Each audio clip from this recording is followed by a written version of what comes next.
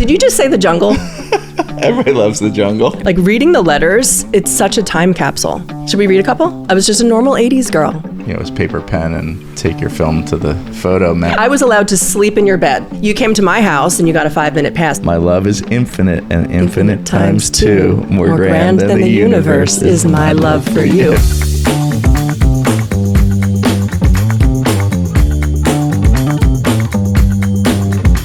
Welcome back to the Then and Now podcast. I'm Larry. And I'm Patty.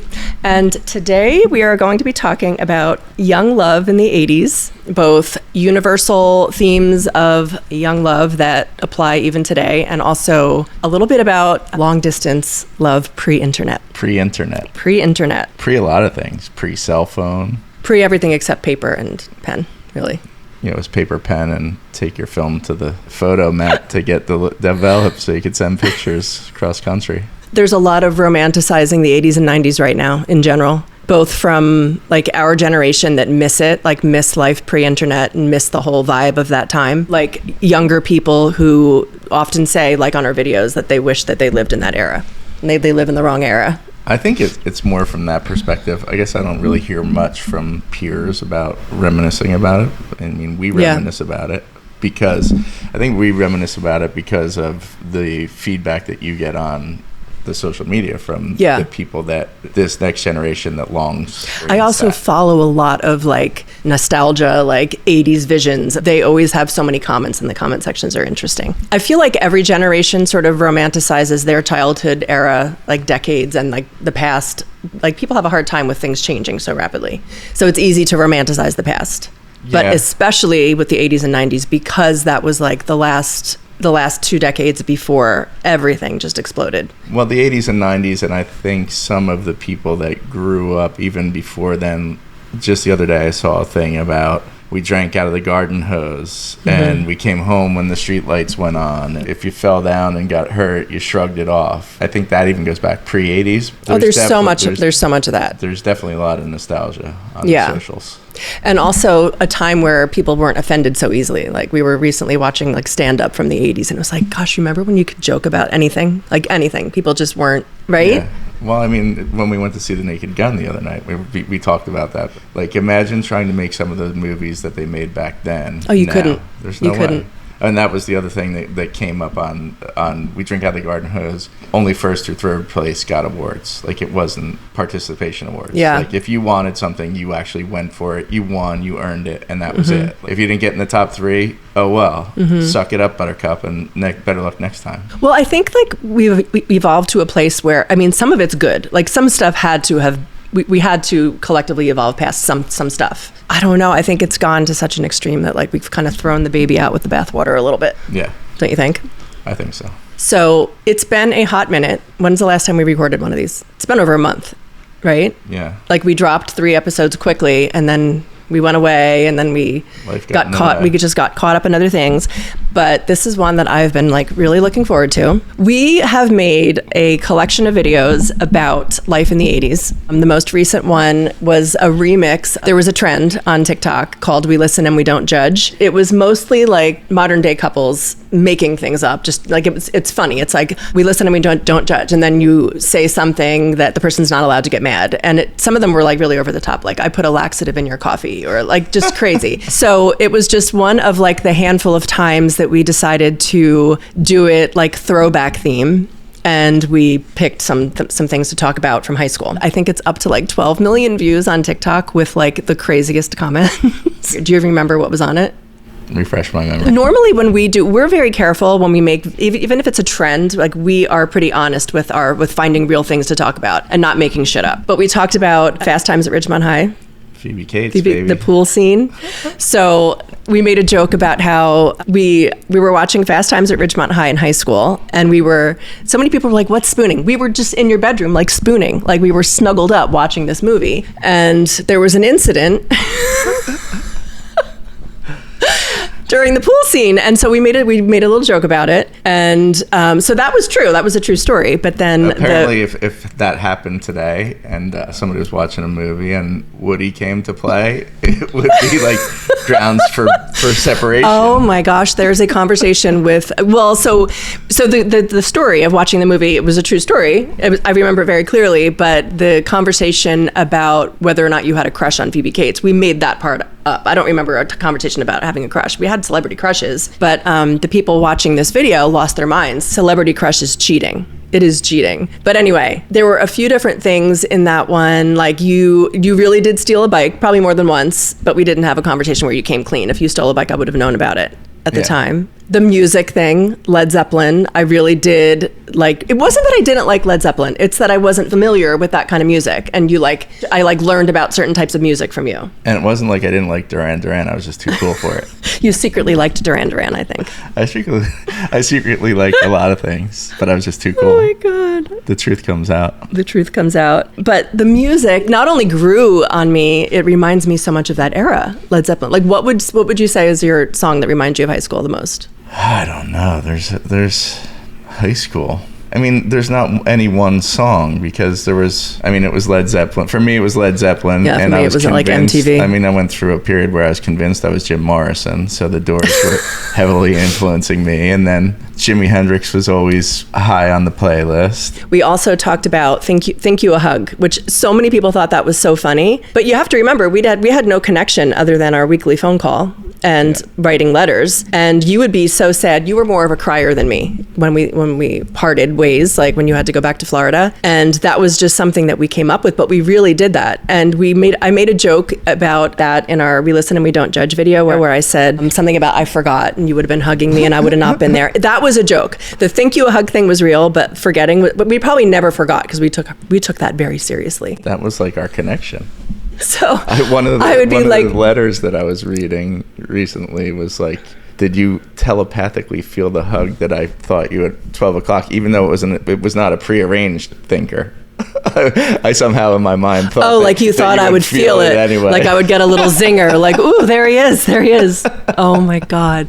Well, I have such clear memories of sitting in class and like watching the clock and when it would like get to 3 o'clock or whatever it was that we decided on, I swear I could feel it. And there was no digital clocks back then, so we might have been off by a minute or two. We might have been. I also made a whole video about other ways that we stayed in touch. So we had the green envelopes. You wrote me letters. That was the Florida State envelope. That was the Florida State. Yes. Green envelopes when you were with the peach. When you were in California when I was still in high school, that was when the letters started, and that was when you just wrote on like plain notebook paper, and they weren't as like flowery and romantic. Like they got more so as the time went on. By the time I was getting the green envelopes at Rosemont, I mean, you probably wrote me a letter once a week. Yeah. And how long do you think it took to get to me? Probably 4 days. 4 days. So you would handwrite a letter and maybe a poem or whatever, like lick it and put it in and send it. And it was 4 days later I would get it, and 4 whole days had happened, right? Like there was nothing immediate about any of it. But the funny thing is, in every letter, it's like, oh, we just talked, or I'm calling you in 2 hours, or we'll talk later tonight. So the letters were preempted by phone calls. Yeah, so we probably wrote the letter even though we knew we were going to talk that night, because I would get the letter on a day we weren't going to talk because phone calls were expensive, right? So, and then I remember when you would come to visit me and then you would pull away, having no connection. I can remember being so like having a pit in my stomach when you pulled away, because that was it. There was no like texting you when you got down the street. There was no check. Like you were going to drive overnight straight through, and I would worry about you being tired and falling asleep, and like you couldn't call. Like there was no. It would be like days later after you pulled away before we could speak again. Well, fortunately at Florida State, I had a phone in my room, so it was easier for me to call you from there. Yeah. It wasn't like the payphone fiasco. So like I had a phone on my end, but you had the payphone on your end. So if somebody in your dorm was on the phone, it was busy, but it was at least we had one legitimate line to call from. Yeah, I would put a Post-it note on there was 2 payphones in my dorm, like one at either end, and everybody would kind of fight over them. So I would put a Post-it note on the payphone saying like, please don't use the phone at 7 o'clock. My boyfriend is calling me. And then you would leave me. We would trade dirty shirts. Yeah. We would wear each other's dirty shirts. He'd sleep with me. My shirt. I did. And when we were reading the letters, I actually saw that I mentioned it several times. Like, I'm wearing your shirt right now. It smells like both of us now. The guy at the mailroom, do you remember him? He had like a crazy mullet. Do you remember ever meeting him? Holy crap. So you started changing Patty Avery to Patty Schmidt. And it pissed him off so much. He did not like it. You would put Patty Schmidt, and then up in the corner, you wrote like your little return, instead of your return address, you would write LWS FSU for Florida State University, I heart you. I can just picture this guy like, ugh, like just disgusted with our little like intense infatuation with each other. But then he put the notes on the envelope and said, mail will be delayed if correct name is not used, or something like that. Right. What video was it that I talked about the 5-minute pass? We dated in high school. The dating in high school. Of course, we had 5. Oh, that's right. That was We're High School Sweethearts. So that one, let's talk about that for a second, because that was 100. Everything we talked about in that, it all sounds funny, like we're just being like joking, but it's all true. So you really did have a knockdown drag out with my dad, and then you became friends after that. Did you just say the jungle? Everybody loves the jungle. Everybody loves the jungle. Okay, but you made me sound like Sasquatch. I was just a normal 80s girl. If you don't, like, so we were just at my friend's house in Miami. She has, like, she collects vintage Playboys. Yeah. So just go find a vintage 80s Playboy and you'll see. Like, I was looking through it and I was shocked, even though I lived it.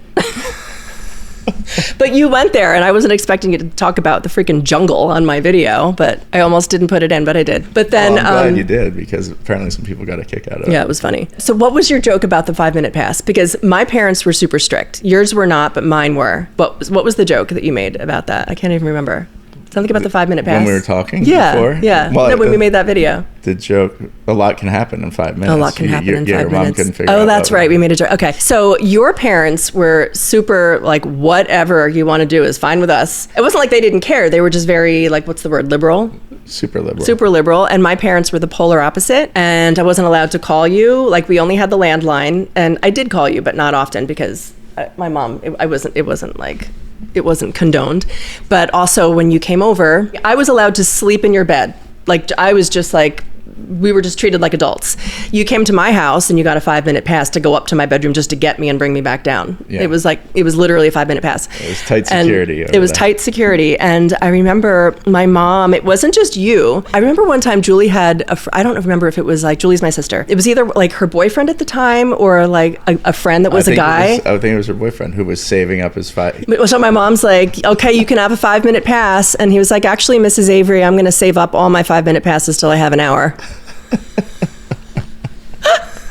That was good stuff. That was good. She's still in that house. We should reenact that one time and get her to tell you you have a 5-minute pass. Should we read some of the letters? Oh, so we were talking in my video about the listen and we don't judge part.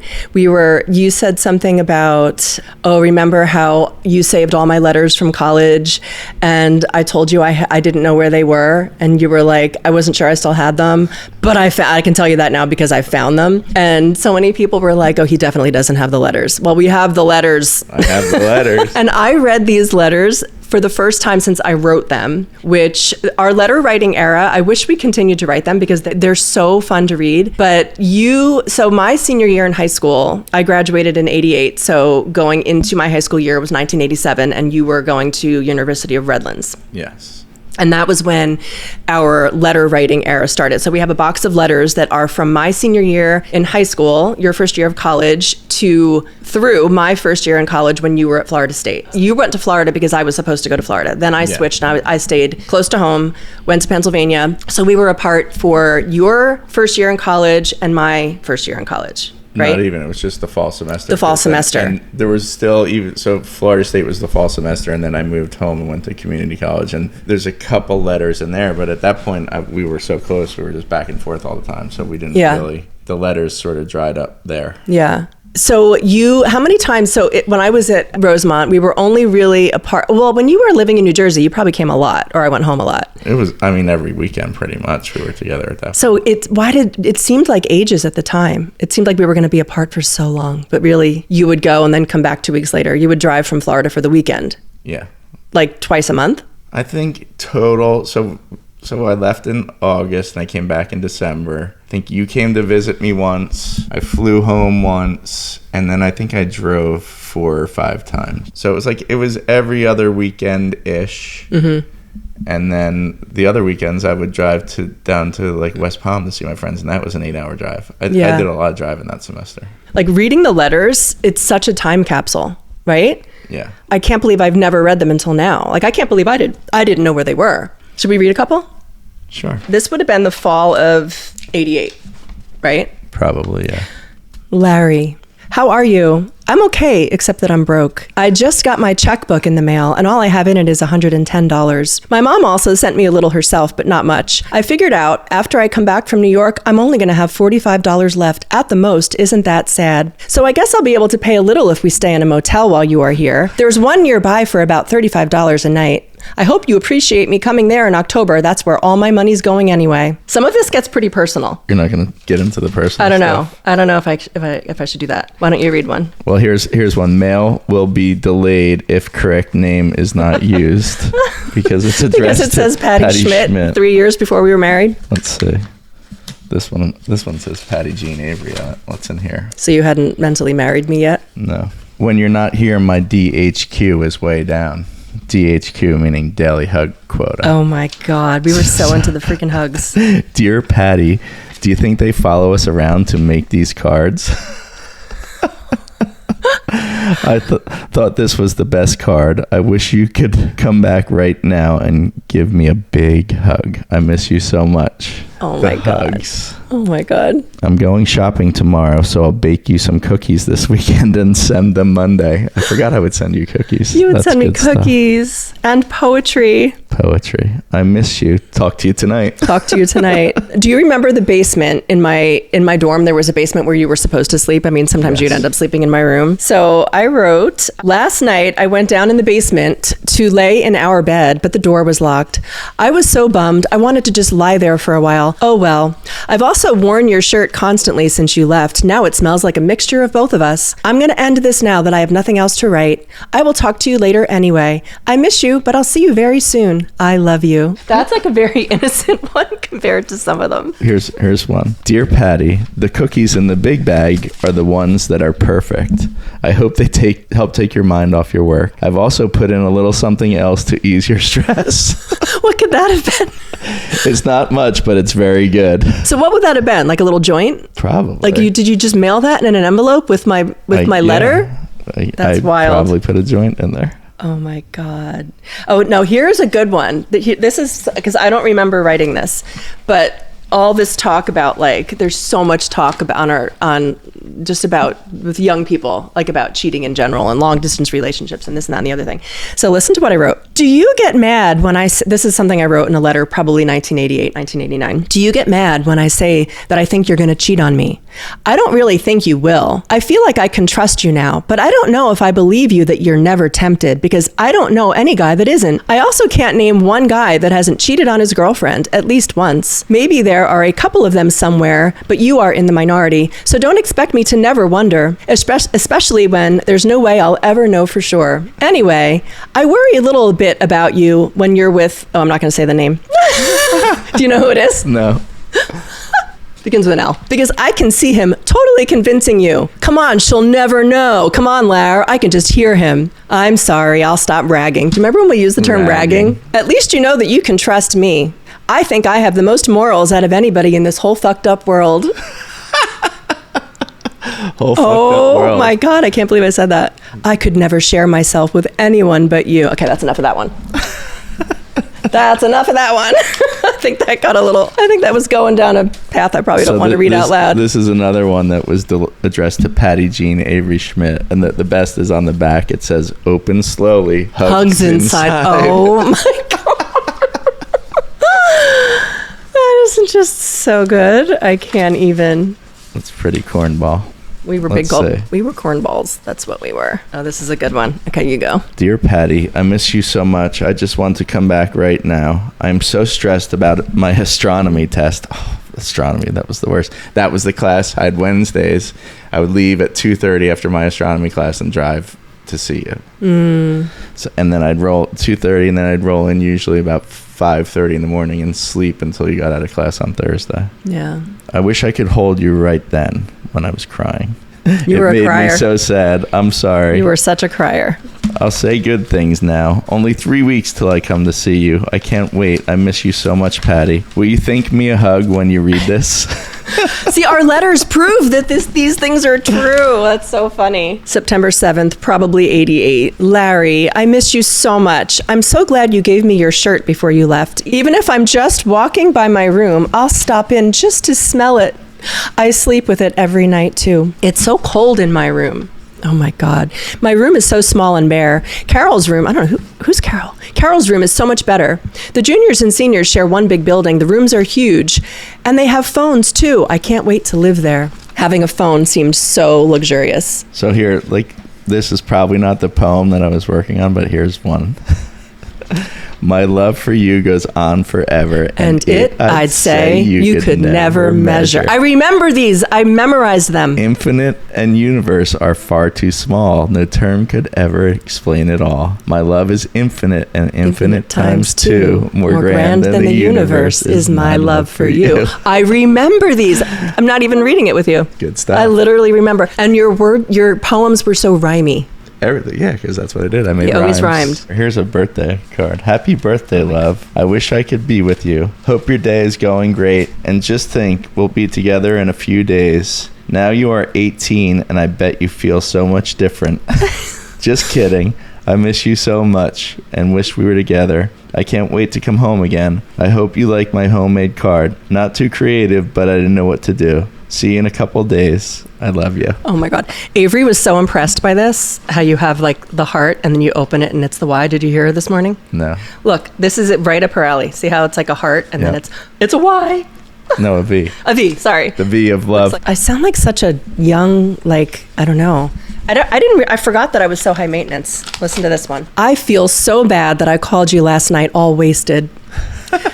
Do you get pissed when I do that? I almost didn't even call, but I thought you'd be even madder if I didn't. And anyway, I wanted to talk to you. I slept through my classes today. I could barely get out of bed. Larry, I get so depressed here sometimes. The people, oh my God, listen to this. The people who have serious boyfriends go to school nearby and they are always going out with them. And the ones who are as far apart as we are have an agreement that they can see other people. My roommate has a boyfriend at home and another one here, and he knows about it. And everyone else just goes out looking for guys to hook up with. So whenever I go out, I feel pretty dumb. Like last night, I went to a party with these other two girls, and they were all with guys, and I was just a leftover. And then I was a leftover.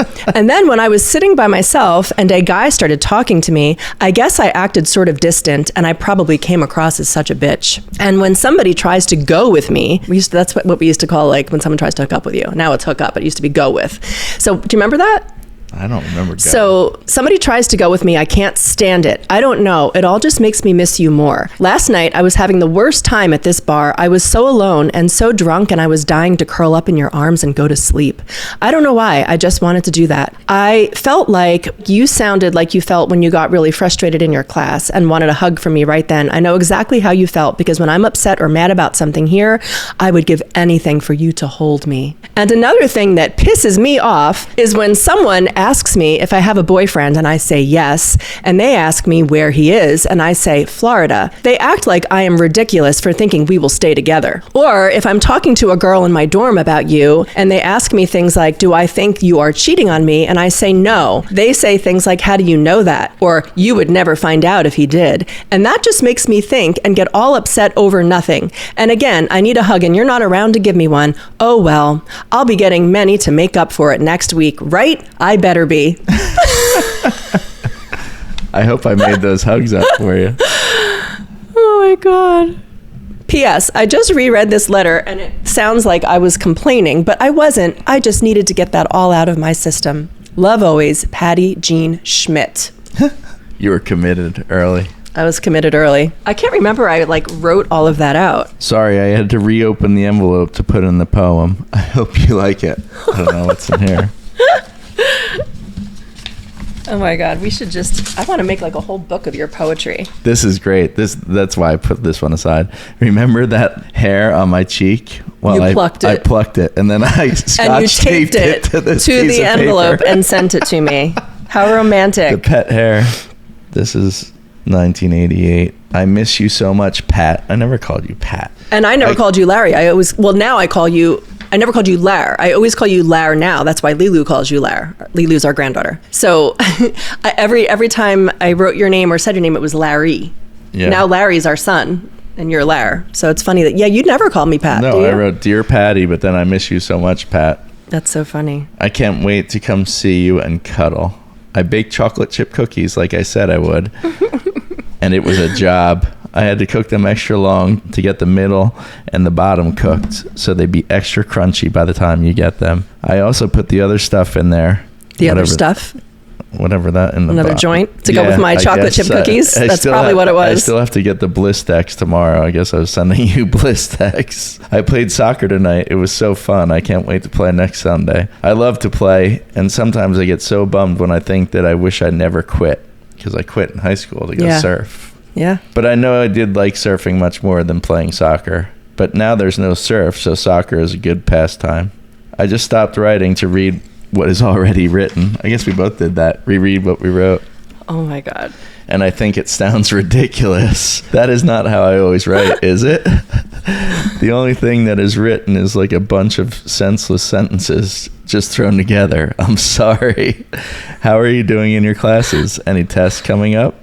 Next Monday, I have a test in astronomy. It's that fucking astronomy again. I'm so lost in that class. Hopefully, there will be a review session this week. Last test, I got a C, so I'm hoping another C. That would be satisfying, but I doubt it. I've been trying to call for an hour, but it's busy. I just wanted to enclose a little note with the cookies. Sorry it's so stupid. Not too creative tonight, I guess. I love you. Love always, Larry. Oh my God. We're so cute.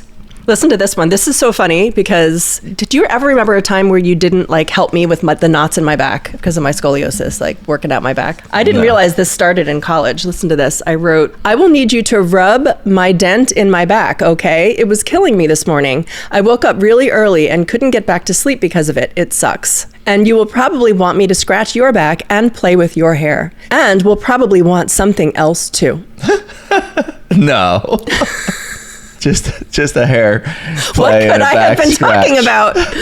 What on earth would I have meant? But that's a little sample of our letters. Now, the funny thing is, it wasn't just between you and me. Letter writing was for, your friends probably didn't write you letters, but mine were. I have, in our letter box, I have letters from friends, letters from my parents, letters from my aunts who sent me care packages.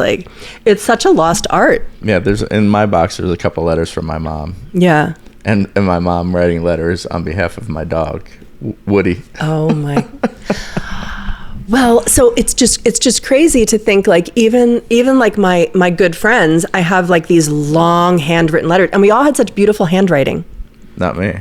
You didn't, but I did, and my friends did, and our moms did. Maybe that's just still to this day. Why do girls have better handwriting than boys? I have no idea, but I remember you being really impressed with my handwriting. You were talking about my poems, and they were always rhyming, but this one fell out. So you have another poem to read? I have another poem to read. My love is a storm, unable to be tamed. The storm in my heart is fueled by the eyes of blue and hair so gold.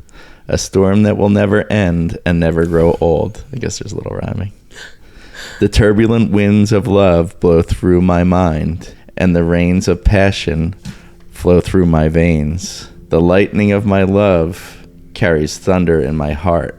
The storm of love is the best I have ever experienced. I love storms. I remember the I love storms ending. I remember that. Yeah, you were you really did think you were Jim Morrison because he was a poet, right? Weren't his songs mostly his poetry? Yeah. Or am I making that up? A lot of it was his poetry. So you were so about poetry, and a lot of we should have brought your poetry book, but a lot of it was towards me. But you also wrote some very angry, kind of almost violent poetry, dark stuff. There's definitely some dark ones. Yeah. It's just it's all such a time capsule. It's so sad that there's nothing I almost wish we just kept writing letters even though we weren't far apart anymore because they're so fun to read now. Or a diary or something. The one I found the other day, I couldn't find it today, but I was reading it the other day and it says 1990 in the upper right corner. And I basically start the letter with, I can't believe it's 1990. Why is time going so fast? It's just crazy. Because I can remember 5 years ago. Yeah, but I can remember like when it started with like when it switched over to like a new decade. Like it was hard to get used to writing the 9, and 1990 seems like ancient history, and that seemed so futuristic. Like I can't believe it's 1990. Like I was saying before, it's so easy to romanticize the past, but it's just true that 40 years from now, what's that going to be? 2065. Yeah. If we're still around, or our children, grandchildren, or everyone's going to be romanticizing 2025. Like that is hard to believe. Do you remember when there was no AI?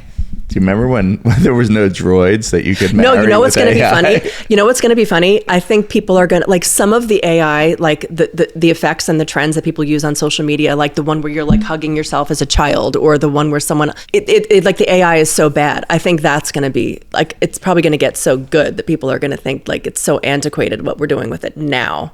Right? For sure. Or maybe there will be some sort of catastrophe that wipes out the internet. Maybe like something like Y2K will really happen and everybody will have to go back to letter writing. It'd be nice. But regardless of what happens, everyone's going to be romanticizing right now in the future. Don't you think? Remember when people did podcasts? Like right. This was a form of communication. Right. This is going to be like the equivalent of like things like on a cave wall, finding our podcast. Maybe not that far, but it'll be like the equivalent of like carbon paper instead of or like copies. My grandmother's dial phone with the big long cord. I actually kind of missed that rotary phone. Like it was so satisfying, right? Yeah, until we got touch tone phones, and then it was like, why do I have to wait for this? And then No, but I just remember it being, I remember the rotary phones being as satisfying as like a clunky typewriter. It just was like I just like that click. I like the feeling. And then the other thing that's kind of funny is like, if you were annoyed at somebody, like if you were mad at your friend, or if I was mad at you, you could be like, like slam the phone down. There's no, we don't have anything to slam anymore. Did we ever call ourselves high school sweethearts when we were younger? That's like a social media trend thing, like the high school sweethearts hashtag, or we're high school sweethearts, but, or like that's like a thing. But we never really called ourselves that. I do think that where we got lucky is that we just happened to be right for each other from the start. Not everybody gets that. Like I do feel like last time, or was it last time or the time before, you talked about like you have to go through some frogs to find the prince. And I absolutely would not, like if I hadn't, like I would rather have waited for you than have gotten married young. Like getting married young isn't the important part. The important part is the right person. We just happened to find the right person. But I'm not here advocating for everybody to marry their first boyfriend or girlfriend by any means, you know? It's not like we met 40 years ago and tied the knot. I mean, there was definitely some rocky times, like I said, in high school. Like we were. Well, high school we were kids. Like, I mean, it's not like how many people are ready to? I mean, really, we started doing that like let's pretend we're married thing after I started college. Yeah. That was when. So I mean, technically, we've been together. We always say since high school, but high school was very on and off. It was when you first went to college and I was still a senior in high school. It's really from that time that we like stayed together. Yeah. But so it kind of comes up a lot. But so I got a message. We got a message. I'll read it. It's actually an interesting one. So this woman has been with her husband since they were teenagers. And she wrote me, and this is through our podcast message form, like, but something that somebody wants us to talk about. So they've been together since high school, married a long time. And so I guess the grandparents all have been too, like together since teens. And so she wrote, our oldest son is almost 16, and lately I get the sense that he's feeling a kind of pressure, maybe even unintentionally, to find his person in high school. Given the example my husband and I and our parents have set, I can see how he might think that meeting your forever partner early is the standard. My question is, how have you navigated this with your kids, especially considering that you and your partner also met young? How do you support your children in creating their paths when your story, even if beautiful, might feel like a lot to live up to? That was a good question. It is, but I don't feel like our story is a lot to live up to. Like, it just happened for us. Yeah. I mean, I guess it depends on the person. Okay, so I asked Larry. So Larry's our firstborn. We call him Little Larry, even though he's been taller than us since, he was 12? The trolls. But, taller than the trolls. So I thought, because, he's 32 now, and he's currently single, and I thought it would be interesting, instead of trying to, I did answer her myself. No, I didn't. This wasn't an email. That was the message form. Which is anonymous, so I'm answering on here. But I have replied to emails with similar questions. But this is what he wrote. So rather than trying to speak for him, I said, could you answer this question? So he wrote, this was so cute. So he's in Colorado and he texted me because he's not here, but his answer was so thoughtful. I definitely never felt pressure. This is Larry's quote. I never felt pressure, although I have always admired your relationship. When I had my first serious, quote, girlfriend, I had definitely hoped things would work out and I wouldn't have to go through so much trial and error in my future. That obviously wasn't the case, haha. But I honestly just noticed how all of my friends seemed to have older parents and their parents would always speculate how young you guys were. So I always kind of knew it was an unusual thing for our day and age. Pressure, no. Envy, no. Admiration, yes. Very well spoken. Very well spoken. Maybe he should write some poetry. Out of the mouth of a babe, our 32-year-old taller than us baby. Honestly, that's what I would have guessed his answer would be. And I haven't asked Patrick and Gavin, but I wasn't surprised by his answer.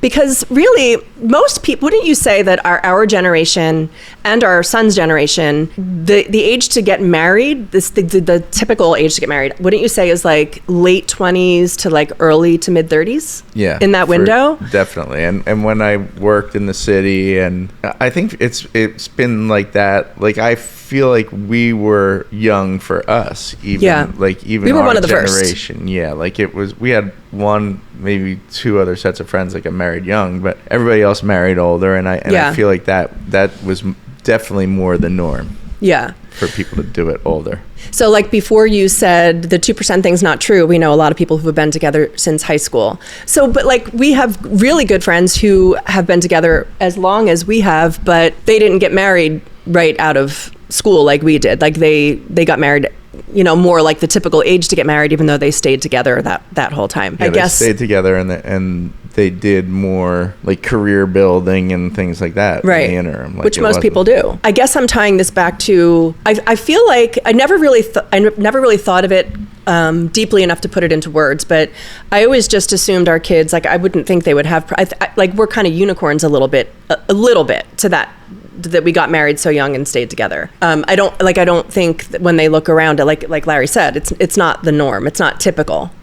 No. So I don't know. I thought I liked his answer a lot. I thought that was a good answer. But like I said, I think it's so much more important to wait for the right person than to marry young. Hold out for the right person, right? Yeah, to the degree that you can. I mean, you might think you have the right person and it's not, but I feel like it's. You don't think you know deep down? Yeah, I mean, I knew deep down, but I don't think everybody. Yeah. I mean, if everybody knew deep down that it was the right person, there wouldn't be such high divorce rates. Right. So it's. I feel like this is a tangent. I wasn't planning on saying this, but it's going to pop into my head, so I'm going to say it. I do think, I don't know about. I feel like maybe people feel a biological clock and they start set. Have you ever heard of the thing where two best friends, like a man and a woman, will decide that if they don't find the right person to marry, but like by a certain age, they'll marry each other and just like be companions? Like, have you ever heard of that? It's kind of a joke, but I think maybe sometimes it actually happens. I definitely know people that, not that they had the arrangement beforehand, but life circumstance ended up that way, and I feel like it was just how it happened. Mm-hmm. Like it was. I mean, I'm not saying that they don't love each other and care for each other. Well, you can also start out as friends and fall in love. I mean, that definitely happens for people. It was almost like a relationship of convenience that blossomed into something bigger. Right. So I don't know, maybe if the biological clock starts kicking in, which it's inevitable for women who want a family as they get older, but maybe people do start. I do think too that at least sometimes with women, the impression that I get is that sometimes people feel like they can change someone, like they see someone as like a fixer-upper, like, oh, I'll change them and I'll make them, into what I want. A little bit of a fixer-upper. A little bit of a fixer-upper. Well, I mean, you're still trying to fix me up, but just... Am I? Just the loose ends. No, I don't try to fix you up. I fix your hair sometimes. The treasure.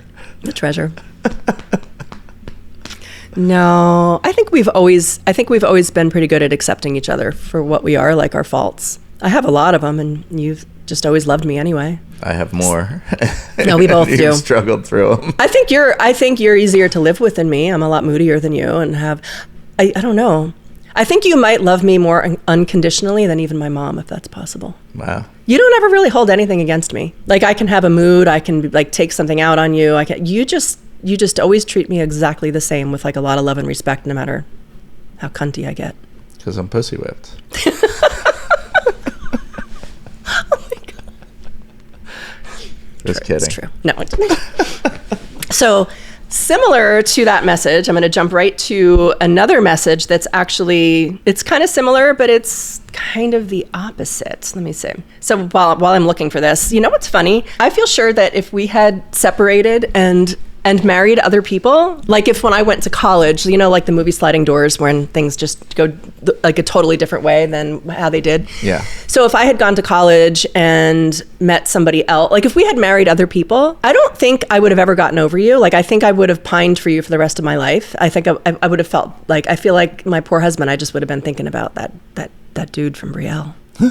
No, really though.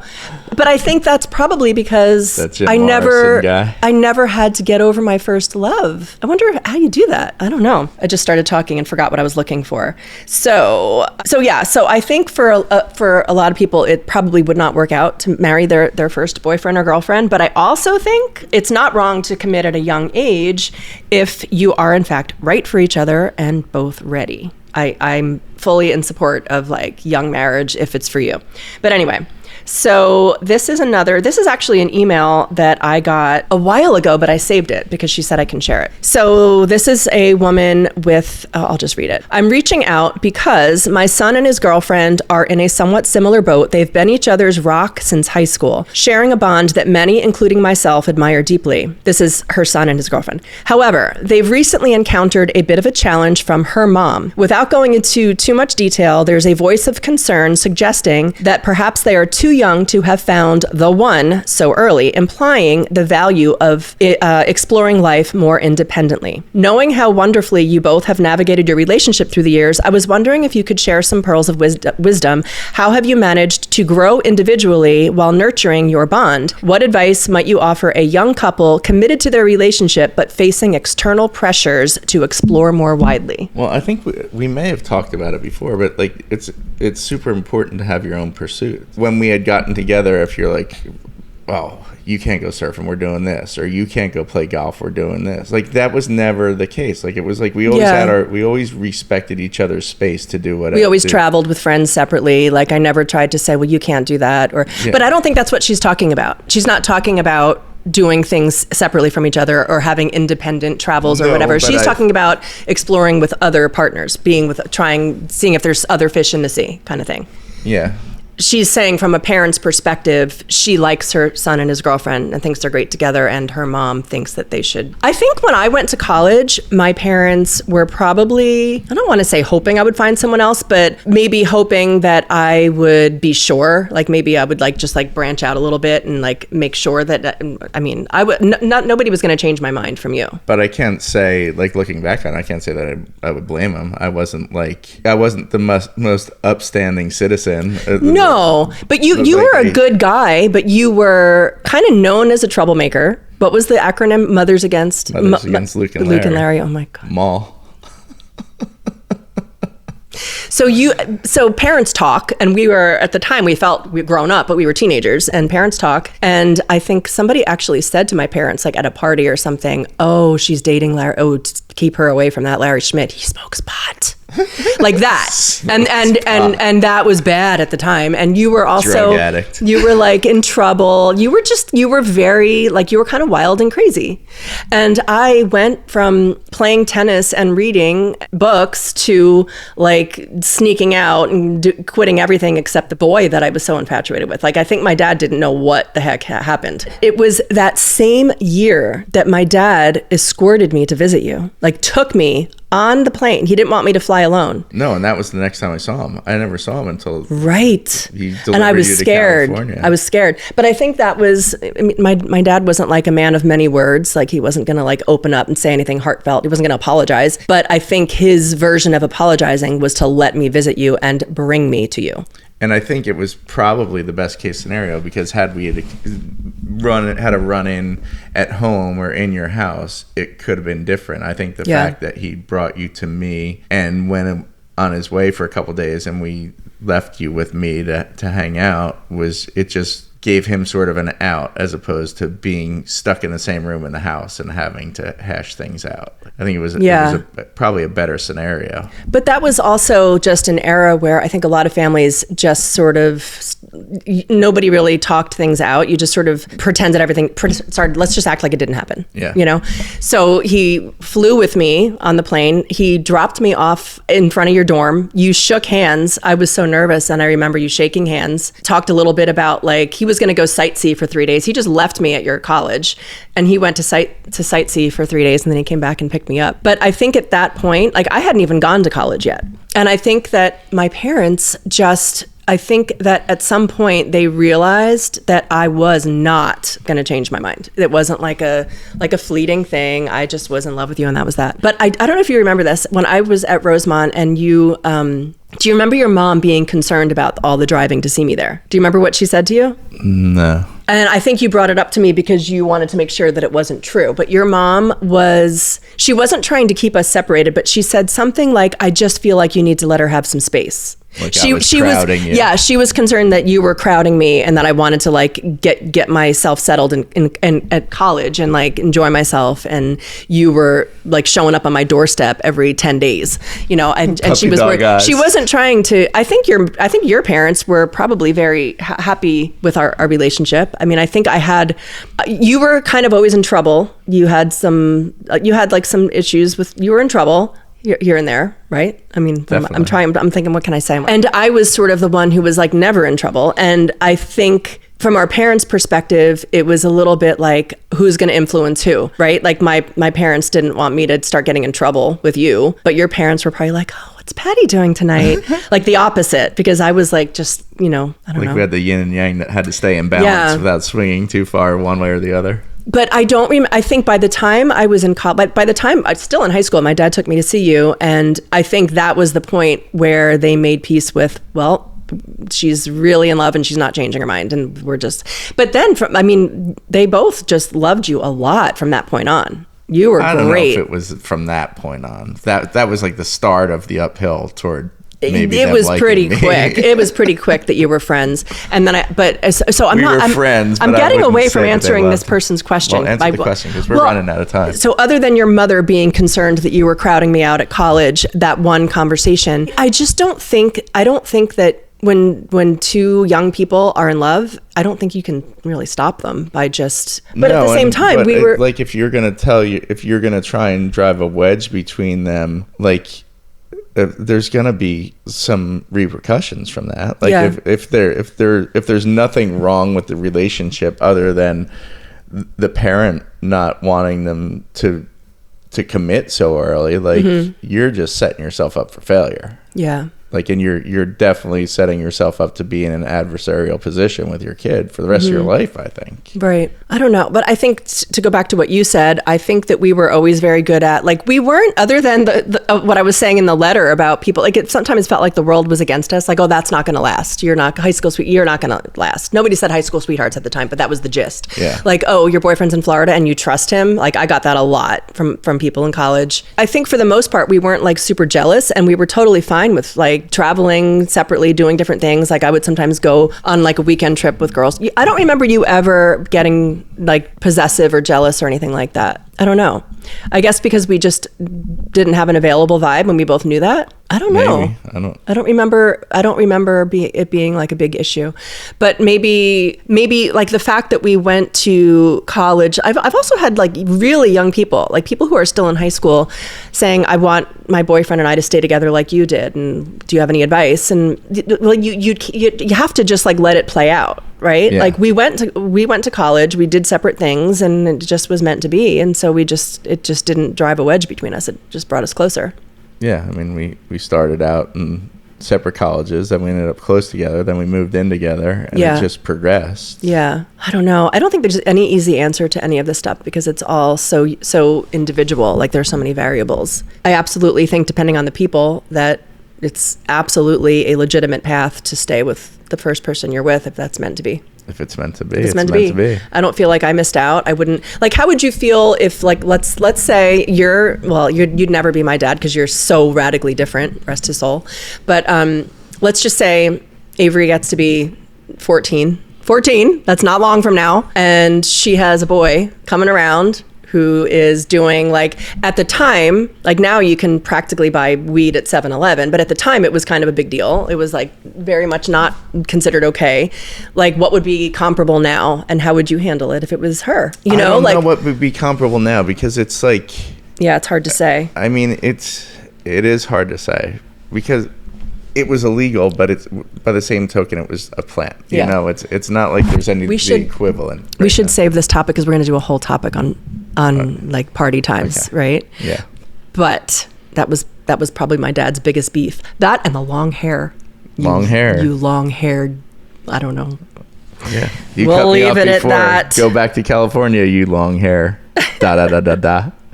Wouldn't you all like to know what it was? Oh my God. To go back to, I had super strict parents and you had super not parents. When I was in college, so I was allowed to sleep over your house in your bed, and then you weren't even allowed. We had the 5-minute pass situation at my house. Yeah. And do you remember your mom's sense of humor about it? Well, are you going? I don't know if I'm going to go. The joke is good. So there was a time where my mom gave her blessing for me to stay at your house. I think they were going away for the weekend. I was coming home from college, and my mom thought it was going to be all worked out because she was going to talk to your mom. She was going to talk to your mom. Work it out. She was going to make sure that I slept in a guest room, and so that night we sit down to dinner. I was probably 18, maybe 19. Yeah. And mind you, I was super shy and had not yet gotten that broken into your mom's sense of humor. Yeah, so we're sitting down at this nicely set table for dinner, and she's like, so Jean's my mom. She said, Jean asked me to watch the two of you. She asked me to watch you. She meant keep an eye on us, like so we don't get alone or anything. She asked me to watch you, and I just said, I just don't know. I think that might be too kinky for me. She said this at the dinner table. I probably turned Meet the Fockers. I probably turned the color of a tomato. And that was like I got initiated into your mom's sense of humor fast. And then there was the other time. Now this was probably like mid-college. This was probably like when we were very close to getting married. But I don't know if I should tell this. I might not. I don't know if I'm going to include this or not. But so Poe, do you remember the story with Poe? Oh, your dog Poe. Do you want to tell it, or you're not going to remember it? I remember the gist of it. I don't remember the details, so I'm going to leave it to you. Well, apparently this didn't happen when I was there. You told me this story. Yeah. But Poe was fishing around in your bedroom and pulled a used condom out of the garbage can and carried it in his mouth to your family in the living room or something and dropped it on the floor. I think I was so embarrassed I didn't go back to your. I was like, I'm never going back there again. I'm never going back there again. And then, do you remember the UL Christmas party gag gifts? So your family would have, when they had the Union Landing Christmas party, there was always gag gifts. They would do gag gifts, and it was not only the like joking gifts. You would have to stand up and open it in front of the whole room. You would have to. And do you remember? Didn't you open like rubber, like galoshes, like rain shoes? Yeah, rubber galoshes. Like cut to me, like in my car driving away. Like I just running. So we had like and somehow our moms being so radically different, like your mom was so liberal and open-minded and just the most blunt like sense of humor, and my mom was like buttoned up and like conservative, and somehow they were always so close. Like they were always like, they always liked each other. Yeah. They always got along. Well, I think political differences and everything, and they just always got along really well. I feel like people in 2025 could maybe learn from them. I don't know. What do you think? Because they definitely had different opinions on things, but it didn't lead to them not being able to be friends. Did you ever have a curfew when you were younger? I don't remember you ever having any rules. I feel like 11 o'clock for a while, maybe pre us getting together, and then it was pretty loose because my parents were always up late with the restaurant, so time wasn't really an issue. And I feel like they had a nightlife. Most people had to be home, so my curfew just sort of was when everybody else went home, I just went home. Yeah. So, but we also I would also sleep over friends' houses a lot. And, you know, some of my friends were sort of like in an unsupervised situation. So it was, you know, nobody knew when we were coming and going. But there wasn't really a strict curfew, so to speak. Yeah. Meanwhile, I had like the earliest one out of all my friends, and my dad, I would be in big trouble if I wasn't home by my curfew. Do you remember him sitting on the couch in the living room watching TV, and I had to like be on my best behavior? I couldn't smell like beer. It was like a big deal. Suck it up and walk in all nice and like prim and proper. Remember the time though? So sometimes you would get me home, and then I would go in my room and I would wait for my parents to go to sleep, and then I would try to quietly go back outside and hang out with you a little bit more, like in my yard, or whatever. And then I have that picture photo of you. Oh my gosh, you got me home. And then I was like, good night, and went upstairs, and it was cold out. So I opened my window and I dropped a towel from my bathroom down for you to cover yourself up with. Yeah, and I think your dad, like, he was like refusing to go to bed, so he was on the couch forever, and like I'm like sleeping in the driveway waiting for you to come back out. Oh my gosh. So one other thing, now that we're talking about all of this teenage relationship stuff, there's something so some of my videos I've talked about us being how I was 14 when we met and you were 16. Inevitably, there's a whole bunch of comments that you groomed me and that you are a statutory rapist and that like all this kind of stuff. Like people will say, I'm actually gonna open up some of the comments here. This was on our video when we talk about how we met. We told the story about the summer we met, and these are some of the comments. So basically, he's a pedophile. That's me. That you are a pedophile. Here's another one. So basically, you just exposed him as a statutory, and then fill in the blank, rapist. 17 when you were 15. Poor dude lived his life not knowing he's a pedo. I'm glad I didn't know that, because I'd be devastated if I knew I was a pedo. Somebody said she was 14. In 2025, he'd be in jail. Because I was 16 and you were 14? Yeah, well, here's the thing. You weren't 2 years older than me, and not that it would have mattered if you were 2 years older than me. You were a year older than me. You turned 16 right around the time we met, and I turned 15 3 months later. So because and I'm not talking about, there's not like just isolated comments. It's like hundreds of them on some of the viral videos. And it's just so crazy. So I just want to say, I feel like, well, first of all, it's mostly younger people that say it. I feel like anybody from our generation would be like, are you fucking kidding? Like, get a grip.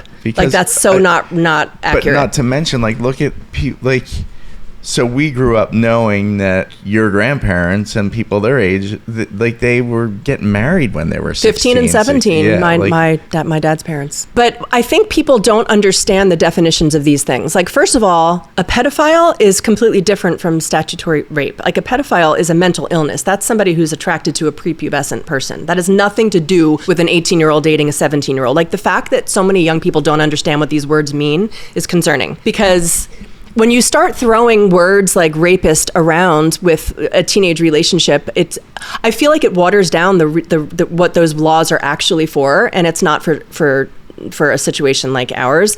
Well, first of all, I'm going to say that it's not over 18 and under 18. There are laws of consent. I'm going to go back. I'm going to rewind. Varies. Let me rewind even further. We were not doing anything the summer I was 14. There was nothing prosecutable happening that summer or even the summer after. Like came when we were older. Was I not yet 18 and you were over 18? Yes, but let's just back up. Like, states have laws of consent, and they're typically, I don't know about other states, but New Jersey at 16. When you're 16, you can consent to sexual activity with anybody of any, like you're old enough to consent to it. That's not going to apply. So you have to be younger than 16. But even if I was younger than 16, which I was not, and even if I was younger than 16 and you were 18, in New Jersey, there is a Romeo and Juliet clause, which I'm sorry, I think that's such a cute name, even though it's like for something serious. It's so funny to me. But it's a 4-year clause. It's a 4-year space. Gap, yeah. You need to have a 4-year gap. So for statutory rape, it has to be somebody who's younger than 16 in New Jersey. B, the person that is over 16 still has to be 4 years older than that under 16-year-old. And it's not. And somebody has to press charges. But it's not even statutory rape. It's like a sexual assault or right. misconduct or something like that. So these comments are so wild to me. Not that we're defending. Oh no, I'm not defending anything. In fact, I think that when there's this like onslaught of comments telling you that you're a groomer and a statutory raper because you had your 18th birthday before I did, if that's what people are thinking, like it's just, I feel like when people get outraged and try to apply certain things to things where they don't apply, you're actually watering down, like you're taking attention away from, like those laws are not for teenage lovebirds. No, they are for serious situations. They're to protect innocent people who are being taken advantage of. Yeah, not consenting, loving, caring, cuddling teenagers who are a year apart. Jeez, and people make it sound like you were like 30 years old with a beard, and I was like skipping along with my jump rope or something. It's so crazy. All I wanted was hugs, and all you wanted was hugs and to write me poems. Come on, people. And to spoon and watch Phoebe Cates. Yeah, to spoon and watch Phoebe Cates. Oh my God. Well, that was kind of a serious note, but honestly, I've been wanting to say my piece about that ever since the very first video that starts we met when I was 14, and he was the comments on that got so ugly. And remember we made a video like jokingly about with handcuffs behind your back, and there was like a song, and then I decided it was too offensive, so I took it down. Yeah. But people, no. I mean, there are people now that are dating like 18-year-olds, dating like have at it when it makes sense to. But I don't know. I always thought that was absolutely insane. Yeah. That line of talk, right? It was insane. You just always think it's funny. I get annoyed and want to like educate people. I'm like, okay, nobody knows what these words mean, and I've never actually like really talked about it, but I don't know. But you like to educate. I like to laugh and make jokes about it. You just like to laugh at everything. I don't know. I think when you're throwing around really serious words that have very serious meaning, you should know what the heck you're talking about, personally. Do you think we should wrap it up? I think we should wrap it up. And I think in wrapping it up, like we did, Patty answered questions. You know, you said you didn't know if you were going to answer questions, and some came in on the anonymous I answered tip questions. Now, whether I will edit them out or leave them in, we're gonna have to see how this editing goes, because I don't know. I kind of just threw some things out there and figured I'll worry about it later. Well, I'm here to answer questions. So if you've got questions, you can go to our show notes and click on the link. Show notes. We've gotten some really good ones. We have some good topics coming up, but if there's anything anybody wants to know or us to clarify, because we go on tangents, don't we? We do. We know how to talk. We definitely get off topic. We get off topic. I don't know. What else do you want to say before we wrap it up? Subscribe. We need subscribers. This is fun. We're having a lot of fun with it. We're having fun. We want I only want people to subscribe if they actually get value out of it or enjoy it, if it's just enjoyable. If you're enjoying subscribe. It, share it. Let people know. Let people know. Leave us a review. I've gotten so many nice messages. and emails and texts about it. But if you think of it, I love that you're sending them to me, but try to leave a review, because apparently that's very helpful for the visibility of your podcast when people leave good reviews. So that would be great. I think that's it. What are we talking about next time? I don't know. Tune in to find out. Yeah, tune in to find out. I think we have to take a breather one more time, but we're going to be back as of September. We're going to be doing this weekly, and we have some really fun topics coming up. That's it. That's it for this week. It's a wrap. Thank you for listening. We will see you next time. You'll hear us next time. Peace out. Peace out.